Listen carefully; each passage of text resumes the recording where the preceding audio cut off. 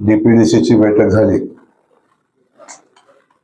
या बैठकीमध्ये जिल्ह्यासाठी 842 कोटी रुपयाचा जो आराखडा मंजूर झालेला होता, त्या आराखड्याच्या अनुषंगानं आज कामाचाही आराखडा आजच्या बैठकीमध्ये मंजूर केला। जिल्ह्यातल्या अनेक विकास कामाच्या संदर्भात डीपीडीसीच्या बैठकीमध्ये चर्चाही झाली। खास करून शेतकऱ्यांच्या दृष्टीने अडचणीचा असणारा विजेचा प्रश्न, अल्निनोचं संकट आपल्या महाराष्ट्रावर असताना सोलापूर जिल्ह्यामध्ये पण अजूनही पाऊस अजिबात झालेला नाही, परंतु उरमोडीच्या लाभ क्षेत्रात पाऊस झाला, उजनीच्या लाभ क्षेत्रामध्ये पाऊस झाला आणि तो पाऊस झाल्यानंतर थोडासा दिलासा आज आपल्याला मिळालेला आहे। त्या अनुषंगाने शेतकरी बांधवांच्या वीज जे 2 तास आपण आतापर्यंत देत होतो नदीकाठच्या शेतकऱ्यांना, ते आता 5 तास देण्याचा निर्णय आपण घेतलेला आहे आणि शेतकऱ्यांना 5 तास वीज वितरण मिळेल। शेतकऱ्यांच्या कर्जमाफीच्या दृष्टिकोनातून चर्चा झाली तेव्हा काल माननीय मुख्यमंत्री महोदयांना मी मनापासून धन्यवाद देईन की शेतकरी कर्जमाफीतल्या काही त्रुटी छोट्या मोठ्या होत्या, त्या सगळ्या त्रुटी आता दूर झाल्या आणि सरकारी पक्षासोबत विरोधी पक्षाच्या सगळ्या सदस्यांनी त्याबद्दल समाधान व्यक्त केलं। माननीय मुख्यमंत्री महोदयांना मी मनापासून धन्यवाद देईन की अधिकच्या जवळजवळ 2 लाख शेतकऱ्यांना त्या कर्जमाफीचा लाभ होईल आणि महाराष्ट्रातल्या शेतकरी बांधवांना दिलासा मिळेल अशा पद्धतीचा निर्णय झाला। त्याच्यावरही चर्चा झाली।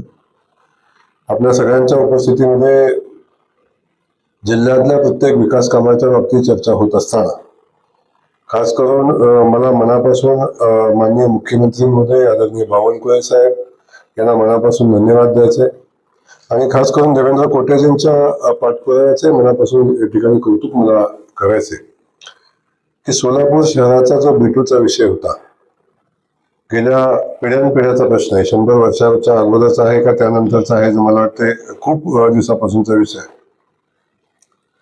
त्या विषयाला खऱ्या अर्थानं या शहराचं मुख्यमंत्री या शहराचे झाल्यावर सुद्धा त्या प्रश्नाला न्याय मिळाला नव्हता।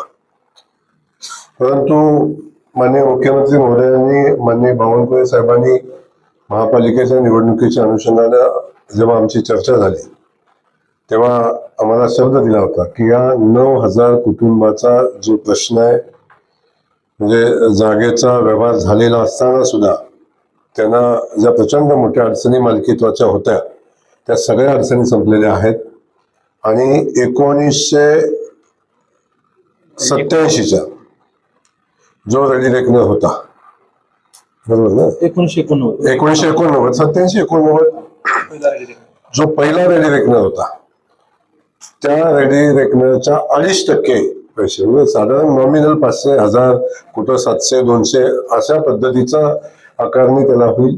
तेवढ्या रकमेमध्ये आता स्वामित्वाचा दाखला, मालकीत्वाचा दाखला आता यांना मिळेल। ते कर्ज घेणं, बाकी नवीन बांधकाम करणं, बाकी सगळ्या विषय, म्हणजे जवळजवळ 9000 कुटुंबांना आजपर्यंत मी या घराचा मालक आहे का नाही याबद्दल, या जमिनीचा मालक आहे का नाही याबद्दल असणारा जी शंका होती ती आता संपली आणि त्यांना मालकीत्व मिळेल। त्यासाठी कलेक्टर महोदयांना आणि आयुक्तांना माझ्या सूचना आहेत की आपण थोडंसं वारीतनं फ्री झाल्यानंतर, SIR मधनं फ्री झाल्यानंतर आपण त्याचे कॅम्प लावून हे काम पूर्णत्वाला नेण्याची आवश्यकता आहे। सोलापूर शहरामध्ये कॅम्प लावून या 9000 कुटुंबाचा विषय आपण कायमचा मार्गी लावणार आहोत। तर अनेकांना चिंता होती की निवडणूक झाल्यानंतर आम्हाला आश्वासनाचा विसर पडला का, अशा पद्धतीच्या होत्या। कारण पण आम्ही भारतीय जनता पक्षाचे आदरणीय देवेंद्र फडणवीस साहेबांचे कार्यकर्ते आहोत। जो शब्द या शहराला आम्ही दिलेला आहे तो प्रत्येक शब्द शहराचा आम्ही पूर्ण करू, त्याच्यामध्ये कुठली शंका ठेवायचं कारण नाही। IT पार्कच्या बाबतीतला जो विषय होता त्या संदर्भात, जागेच्या संदर्भात आमच्या पत्रकार महोदयांनी शंका कुशंका उपस्थित केलेल्या होत्या की नेमकं काय आहे। नेमकं मी सांगितलं होतं की ज्या ठिकाणी IT पार्कची जागा आम्ही मान्यता दिली त्याच ठिकाणी IT पार्क होईल। जलसंपदा खात्यानं त्या जागा हस्तांतरणाचं काम मला वाटते विनामूल्य पूर्ण केलेलं आहे आता ती जागा IT पार्कसाठी मिळालेली आहे. ती जागा विनामूल्य दिलेली आहे. मुख्यमंत्री मोदयांनी परवा जी बैठक झाली तेव्हा जलसंपदा खात्याला सूचना दिल्या होत्या, यासाठी कुठलंही मूल्य आकारू नका. तेव्हा ती जागा आता IT पार्कसाठी हस्तांतरित झाली. तेव्हा कुठलीही अडचण आता IT पार्क मध्ये येणार नाही. त्याच्या पुढची कारवाई आहे ती आता अनुषंगानं होईल. तो विषय मार्गी लागलेला आहे. विमानसेवेचा विषय सातत्यानं आपण चर्चा करतो की विमानसेवेच्या बाबतीतला विषय आहे. विजिबिलिटीच्या बाबतीतला क्लिअर विषय आहे की विमानतळाचे जे व्यवस्थापन आहे त्यांनी सांगितलेलं आहे की विजिबिलिटीची अडचण नाही. कंपनीनं स्वतःच्या फायद्यासाठी ती सेवा बंद केल्याचं निदर्शनास येतं. पहिल्या टप्प्यातली अशी परिस्थिती आहे. माननीय मुख्यमंत्री मोदयांच्याकडे तशी चर्चा झाली. विमान प्राधिकरणाचं काम आदरणीय दीपक कपूर साहेब बघतायत. त्यांना तशा सूचना माननीय मुख्यमंत्री मोदयांनी दिलेल्या आहे. कंपनीला नोटीस काढलेला आहे. VGF आपण दिलेलं होतं कंपनीला, व्हायबिलिटी गॅप फंडिंगसाठी आपण जी मान्यता दिली होती, त्या गॅपच्या फंडिंगसाठी जी फाईल कंपनीची आली होती ती फाईल आपण थांबवून ठेवलेली आहे आणि कंपनीने विमानसेवा चालू करावी अशा पद्धतीच्या सूचना दिलेल्या आहेत. त्या कंपनीनं जर विमानसेवा चालू करायला काय अडचणी केल्या तर पर्यायी व्यवस्था त्या कंपनीचं या ठिकाणचं विमान उड्डाणाचं जे त्यांना परवानगी दिली ती रद्द करून नवी विमान सेवा चालू करण्यासंदर्भात मी विचार भविष्यामध्ये करू. कंपनीला आम्ही तशा नोटीस कलेक्टर मोदयांना सांगितलं तर त्या नोटीस बहुतेक पोहोचल्या असतील. त्यामुळे तोही विषय काही अडचणीचा येणार नाही. खास करून मला पुन्हा आपल्या सगळ्यांना सांगताना आनंद होतो की सोलापूर शहराचा जो पाण्याचा प्रश्न होता, त्या इंटरनल पाईपलाईनचा विषय होता, त्याचा टेंडर काढण्यातल्या जवळ बहुतांश त्रुटी ज्या होत्या त्या पूर्ण करण्यासाठी अजून 1 ते 1.5 महिन्याचा कालावधी लागेल आणि सगळ्या त्रुटी पूर्ण करून साधारण नोव्हेंबर एंडच्या आत संबंधित योजनेचं टेंडर काढण्यासंदर्भात सूचना माननीय मुख्यमंत्री मोदयांनी दिलेल्या आहेत आणि त्यासाठी सन्माननीय सचिव मोदयांनी मुख्यमंत्री मोदयांना तसा शब्द दिलाय की आम्ही त्या कालावधीच्या आत आम्ही टेंडर काढू. त्यामुळे तोही विषय बऱ्यापैकी आता मार्गी लागलेला आहे. आणि सगळ्यात महत्वाचा जो विषय होता की मी आल्यापासून उड्डाण पुलाचा विषय, एकच विषयाला मी न्याय देऊ शकलो नव्हतो आपण, त्याही विषयाला न्याय देण्यासंदर्भातली भूमिका माननीय मुख्यमंत्री, खास करून कलेक्टर मोदयांचं मी या ठिकाणी मनापासून कौतुक करेन की त्यांनी त्या जागेचे जे विषय होते ते सगळे विषय त्यांनी सोडवलेले आहेत. बहुतांश विषय आता जागेचे मार्गी लागलेले आहेत. त्यामुळे छोट्या मोठ्या 1-2 विषय राहिलेले आहेत. त्याही संदर्भात ती अडचण साधारण किती टक्के अडचण राहिली? 10% अडचण राहिलेली आहे. म्हणजे 70% जागा आता ताब्यात येण्यात काय अडचण नाही. त्यामुळे टेंडरची प्रक्रिया करून काम चालू करायला कुठलीही अडचण नाही. त्यामुळं लवकरच आता नव्यानं टेंडर करण्याच्या सूचना सन्माननीय मुख्यमंत्री मोदयांनी दिलेल्या आहेत आणि ते टेंडर होईल आणि आपल्या उड्डाणपुलाचंही काम या निमित्तानं चालू होईल. त्यामुळे सारखा जो आपल्याला प्रश्न पडलेला आहे की उड्डाणपुलाचा काय करणार, मी खरं तर सोलापूरच्या पत्रकारितेचे मनापासून मी कौतुक करेन. कारण सातत्यानं या सोलापूर शहराचे ज्वलंत इश्यू आहेत ते सातत्यानं जिवंत ठेवण्याचं आणि त्याला मार्ग निघेपर्यंत लढाई करण्याचं काम आमच्या लोकप्रतिनिधी सोबत आमची मीडिया पण करते. याचंही मनापासून या ठिकाणी आपल्या सगळ्यांचं कौतुक करेन. हे बहुतांश विषय जे आहेत ते आता मार्गी लागतायत. पाऊस कमी आहे चालू वर्षी, काही गोष्टीची काळजी आपल्याला करायला लागेल. मी खास करून जिल्ह्यातल्या शेतकरी बांधवांना माझी हात जोडून विनंती राहील की बाबांनो, शेतीच्या आपल्या सगळ्यावर खूप मोठं संकट अल्निनोचं येईल अशी परिस्थिती आहे. अजून सोलापूर जिल्ह्यामध्ये पाऊस पडलेला नाही. भविष्यात अजून पावसाची अपेक्षा आपल्याला आहे. परंतु सद्यस्थितीत आपल्याला जी परिस्थिती आहे त्याला सामोरं जाण्यासाठी आपल्या मनाची मानसिकता आपली झाली पाहिजे. जे पाणी आहे ते जपून वापरलं पाहिजे. शेवटच्या टप्प्यामध्ये पिण्याच्या पाण्याचा प्रश्न निर्माण होणार आहे. त्यामुळं शेतीचा विषय महत्वाचा आहेच, त्यासोबत पिण्याच्या पाण्याचाही विषय महत्वाचा आहे. यासाठी पाण्याचा काटकसरीने वापर करण्याची आवश्यकता आहे. ते सगळे मिळून सगळे शेतकरी बांधव करतील. जो शेतीच्या विजेचा प्रश्न आहे तो मलाही माहिती आहे, मी शेतकऱ्याचा मुलगा आहे. शेतकऱ्यांची अडचण मला माहिती आहे. हातातोंडात आलेलं पीक जेव्हा अडचणीत येतं तेव्हा त्याला काय वेदना होत्या, या सगळ्या शेतकरी बांधवांची मी क्षमा मागेन. परंतु परिस्थिती आणि वस्तुस्थिती आपण समजून घेतली पाहिजे, ती समजून घेतील अशा पद्धतीच्या भावना या निमित्ताने व्यक्त करतो आणि त्यांना विनंती करतो की आता 2 तासाची वीज आम्ही 5 तास करण्याच्या सूचना आजच दिलेल्या आहेत. उद्यापासून 5 तास किंवा आजपासूनच 5 तास वीज मिळेल. जर आणखीन पाऊस पडला तर मग रेग्युलर रुटीन आपल्याला वीज द्यायला अडचण येणार नाही. याही संदर्भात आपण कारवाई करू. त्यामुळे बहुतांश जे आपले विषय आहेत या अनुषंगाने आपण विषयाला न्याय देण्याचा प्रयत्न केलेला आहे. पुन्हा एकदा सांगतो की भारतीय जनता पक्षानं या सोलापूर शहराला, सोलापूर जिल्ह्याला जो जो शब्द दिलेला आहे तो प्रत्येक शब्द आम्ही वेळेत पूर्ण करू, याच्याबद्दल आपण निश्चिंत राहावं अशा पद्धतीच्या भावना या निमित्ताने व्यक्त करत असताना, दुसरा जो घरकुलाचा विषय होता त्याही घरकुलाच्या प्रश्नाला मुख्यमंत्री मोदयांनी न्याय देण्याची भूमिका घेतलेली आहे.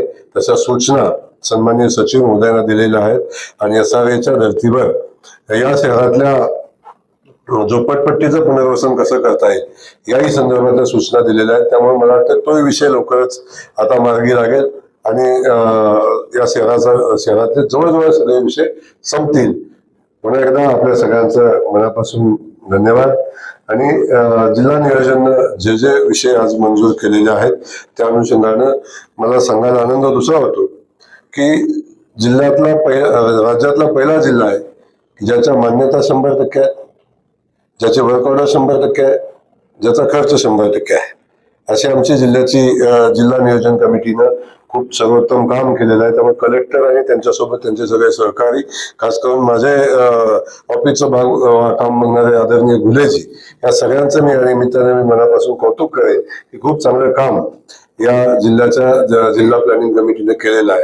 याचंही कौतुक या निमित्तानं करेन. मोहिते पाटलांचं नाव असलेला एक ऑडिओ क्लिप व्हायरल होतोय, ज्यामध्ये जे आहे ते एका अभियंत्याला जीवे मारण्याची धमकी दिली, तुझा हातपाय तोडण्याचा दावा केलेला त्या ऑडिओ क्लिप मध्ये. आणि राम सातपुते असं म्हणतात की व्हिडिओच्या समोर जे आहे त्या अधिकाऱ्याला मारहाण झालेली आहे. नाही, तो विषय खूप गंभीर आहे. त्या अधिकाऱ्याला मारहाण झालेली आहे, धार लावून त्याला मारहाण केलेली आहे. त्याला जी धमकी दिलेली आहे ती आपण सगळ्यांनी बघितलेली आहे, आपण ऐकलेली आहे. मी पोलिसांना सूचना दिलेल्या आहेत की संबंधित त्याच्यामध्ये जो जो दोषी आहे त्याच्यावर FIR दाखल करण्याच्या, पोलिसांनी कारवाई करण्याच्या सूचना दिलेल्या आहेत आणि पोलीस कारवाई करतील. या जिल्ह्यामध्ये कुणाची दादागिरी खपवून घेतली जाणार नाही. अधिकाऱ्यांनी काम केलं पाहिजे, अधिकाऱ्यांना कामापासून पळता येणार नाही, परंतु काम करत असताना अधिकाऱ्यांच्यावर धकटशाही किंवा गुंडगिरी करून कोण काम करायचा प्रयत्न करत असेल तर अशी कुठली गुंडगिरी या जिल्ह्यामध्ये चालू दिली जाणार नाही. तुम्ही बैठकीमध्ये असं सांगितलं की आदिल नदी असेल किंवा नाले असेल या परिसरामध्ये जे ऑलरेडी लेआउट मंजूर झाले किंवा बांधकाम झाले, जर तुम्ही पाठकाम करणार असेल तर आयुक्त असतील किंवा संबंधित अधिकाऱ्यांना गुन्हे दाखल करणार. शहरातल्या नाल्यांचा गंभीर प्रश्न आहे तुमचं. नाही, आपण दोन्ही बाजून आपण चर्चा करत असतो. आम्ही आता परवानगी तर तुम्ही म्हणणार का दिली याची चर्चा होईल. आम्ही नाही दिली तर मग लोकांचे घरं का पाडताय, लोकांना का अडचणीत आणताय, लोकांना रस्त्यावर का आणताय याची चर्चा होईल. त्यामुळे एका प्रश्नाला 2 बाजू असतात. पण मी या ठिकाणी सांगेन, लेआउट मंजूर झाला असेल आणि तो नदीपात्रात असेल तो लेआउट रद्द करू. पण जे बांधकाम आहे, ज्यांनी घरं बांधलेली आहेत ते जर त्या लाईन मध्ये आलं तर मात्र त्या घराचं संरक्षण आपल्याला करावं लागेल. त्यासाठी नाला नदी हा विषय बाजूला ठेवून संबंधित नाला वेळ पडली तर आपण त्याची खोदाई करू, त्याच्यामधून खोलीकरण करू, त्यातून जो विसर्ग आहे तो त्याच्यातून त्याला जागा कशी मिळेल याची काळजी घेऊ आणि त्या ठिकाणी बांधकामांचं संरक्षण करण्याची जबाबदारी शेवटी या शहराचे नागरिक, आमदार म्हणून, प्रतिनिधी म्हणून, मी पालकमंत्री म्हणून आमची जबाबदारी आहे की जनतेच्या हिताचं रक्षण करणं, लोकांच्या प्रॉपर्टीचं रक्षण करणं. पण एक आहे, आता इथून पुढे मात्र कोणालाही तिथे परवानगी दिली जाणार नाही. तो इथून पुढचा कुठलाही लेआउट मंजूर करत असताना, बांधकाम मंजूर करत असताना महापालिकेनं त्या बाबतीत काळजी घेतली पाहिजे. कलेक्टर महोदयांनी त्याच्या संदर्भात काळजी घेतलेली पाहिजे. पुन्हा प्रश्न निर्माण करायचे आणि पुन्हा ते प्रश्न घेऊन छातीवर यायचं असं जे काम चालू आहे ते आता कधीतरी थांबलं पाहिजे. त्यामुळं प्राप्त परिस्थितीमध्ये कोणाच्याही घराला धक्का लागू दिला जाणार नाही. सगळ्या घरांचं रक्षण आपण करू. वेळ पडली तर नदीचं कोकण नाला नदी जे काय असेल त्याचं खोलीकरण करू आणि त्यातून पाण्याला वाट करून देऊ. सीमावर्ती भागातील शेतकऱ्यांनी आता दुपारी निवेदन दिलं तुम्हाला, आम्हाला वीज वेळेवर मिळत नाहीये, 8 तास वीज ची मागणी केली आहे, 2 तासच मिळते. नंतर आम्ही 28 गावं जी आहेत ना कर्नाटकात जाऊ, आम्हाला परवानगी देऊन तुम्हाला निवेदन दिलं. मला वाटतं हा राजकीय विषय आहे. शेतकरी बांधव कुठला असला तर तो आमचा शेतकरी आहे. त्याच्या प्रश्नाची सोडवणूक आम्ही केलीच पाहिजे, आमची जबाबदारी आहे. त्या जबाबदारीतून सरकार कधीही मागे राहणार नाही. आणि मुख्यमंत्री मोदयांनी या सीमावर्ती भागाला न्याय देण्यासाठी जे काही करता येईल ते करायचा संकल्प केलाय आणि आजपर्यंत केलं पण आहे. आताही मी सांगतो शेतकरी बांधवांना की बिलकुल काळजी करू नका. जे जे त्या भागात करणं अपेक्षित आहे ते सगळं आपण करतोय. तिथल्या शेतकरी बांधवांना वीजही आपण देतोय. फक्त माझी विनंती अशी आहे की प्रत्येक वेळी शेवटी संकट आपण बघितलं पाहिजे. दुष्काळाचं संकट फक्त महाराष्ट्रावर आलं असं नाही, ते कर्नाटकवर ते देशावर आहे. अल निनोचा इफेक्ट फक्त एकट्या सोलापूर जिल्ह्यावर आहे का सीमावर्ती भागात आहे का? तो सगळ्या ठिकाणी आहे. त्यामुळं आपण एक गोष्ट समजून घेतली पाहिजे की जी परिस्थिती निर्माण झालेली आहे नैसर्गिक आहे. अतिवृष्टी आली आपण सगळ्यांनी बघितलं. अतिवृष्टीमध्ये महाराष्ट्रामध्ये आजपर्यंतच्या इतिहासात एका जिल्ह्याला 874 कोटी रुपये कधी मिळाले होते, कधी नव्हते मिळाले. प्रत्येक दुष्काळ अतिवृष्टीनं बाधित लोकांना मदत दिली, त्याचंही कौतुक झालं पाहिजे. त्यामुळे चांगलं काम करत असताना शेवटी एका दुसरी चूक होत असते. शेवटी माणूस म्हणून काम करताना चुका होत असतात. माझ्या सीमावर्ती भागातल्या शेतकरी बांधवांना माझी विनंती आहे की आपण प्रत्येक वेळी अशा गोष्टी करणं बरोबर नाही. आपल्या ज्या अडचणी आहेत त्या अडचणीला न्याय द्यायची भूमिका आम्ही घेऊ. त्यांच्या सीमावर्ती भागातल्या विजेचा प्रश्न आहे, त्याही भागाला विजेच्या प्रश्नाला आजच सांगितलं की 5 तास आम्ही वीज देतोय, त्याच्यामध्ये कुठली अडचण येणार नाही. त्यांच्या आणखीन काय प्रश्न असतील तर त्या प्रश्नाला आपण न्याय देऊ. त्याचबरोबर ते असं म्हणतायत की कर्नाटकमध्ये जे आहे ते 15 ते 16 तास जे आहे ते तिथलं पाणी उपसलं जाते, मोठ्या प्रमाणात पाणी उपसा सुरू आहे. त्या संदर्भात काय कर्नाटक राज्याशी किंवा तिथल्या प्रशासनाशी काय संपर्क करणार? त्यांच्याशी संपर्क केलेला आहे. शेवटी एक लक्षात घ्या, आता तुम्ही 2 शेतकरी आहे, तुम्हाला सांगितलं तू उचलू नका तर तुम्ही थांबताय का? हा तर राज्याचा विषय आहे, शेतकऱ्यांचा विषय आहे. त्यामुळं देशातला प्रत्येक शेतकरी आपला असताना शेवटी जिल्ह्यातल्या शेतकऱ्याच्या हिताचं रक्षण केलं पाहिजे, आपली जबाबदारी आहे. त्या जबाबदारीत आपण बाजूला न जाता कलेक्टर महोदयांनी तिथल्या कलेक्टरशी चर्चा केलेली आहे. त्यांनाही वीज नियंत्रित ठेवण्याच्या सूचना त्यांनाही दिलेल्या आहेत. त्यामुळं शेवटी आलेलं पाणी जे आहे ते पाणी जर कर्नाटकच्या बाउंड्रीत मिळत नसतं तर मग हा विषय उत्पन्न झाला नसता. पण शेवटी कर्नाटकचा निर्णय घ्यायची जबाबदारी कर्नाटकची आहे. या गोष्टी आपणही समजून घेतल्या पाहिजेत. तर प्रत्येक वेळी सीमावर्ती भागाच्या बाबतीतला विषय आपण सांगतात. शेवटी त्या भागात लाईट कनेक्शन कमी, वीज कमी करावी का नाही करावी, विजेचं कनेक्शन थांबवावं का नाही थांबवावं, हा कर्नाटक सरकारचा विषय आहे. परंतु कर्नाटकच्या त्या भागातल्या कलेक्टरशी आपल्या कलेक्टरांची चर्चा झालेली आहे आणि आपली संपर्कात आहे. नियोजन समिती अस्तित्वात येईल का? एक प्रश्न, 2 प्रश्न. नियोजन समितीचे सदस्य आहेत ते निवडून येईल पुढच्या टीपीसी पर्यंत? तुमच्या मनात आहे ते माझ्या ध्यानात आहे. त्यामुळे तुमच्या मनातली गोष्ट पूर्ण होईल. लवकरच डीपीडीसी अस्तित्वात येईल, डीपीडीसीची कमिटी अस्तित्वात येईल. लवकरच डीपीडीसीचे जिल्हा परिषदेतले आणि नगरपालिकेतले सदस्य प्लॅनिंग कमिटीवर येतील. त्यामुळे तुमच्या मनातल्या गोष्टी मी कायम ध्यानात ठेवत असतो. खासदारांनी उपोषणाचा इशारा दिला होता. कलेक्टर साहेबांनी त्यांना पत्र दिलं की फंड तुम्हाला डीपीसीचा दिला जाईल. काँग्रेसच्या पत्र दिले. खासदारांनी उपोषणाचा इशारा दिला होता. आता तुम्ही बैठकीला होता, तुम्ही बैठकीत होता. बैठकीच्या चर्चेचा साक्षीदार असताना अशा पद्धतीचा प्रश्न विचारणं मला वाटतं उचित नाही. खासदार मोदयांनी निधी वाटपाबद्दल कुठलाही प्रश्न उपस्थित केलेला नाही, कुठलीही चर्चा झालेली नाही. आणि असं असताना आपण विनाकारण वाद निर्माण करण्याची आपली जी कायमची विषय आहे तो विषय आपण थांबवा अशी माझी विनंती आहे. खूप खेळीमेळीमध्ये आज जिल्हा प्लॅनिंग कमिटीची बैठक झालेली आहे आणि त्यामध्ये सगळ्याच विषयावर प्रत्येकाने मांडलेल्या प्रत्येक विषयावर चर्चा झाली आणि त्या विषयावर सोल्युशन देण्याचा प्रयत्न केलेला आहे. त्यामुळे सोलापूरची जिल्हा परिषद प्लॅनिंगची कमिटीची बैठक ही आदर्शवत बैठक राज्यामध्ये सातत्याने होते. आपण बघितलं 2025 पासून जी बैठक पहिली असेल दुसरी असेल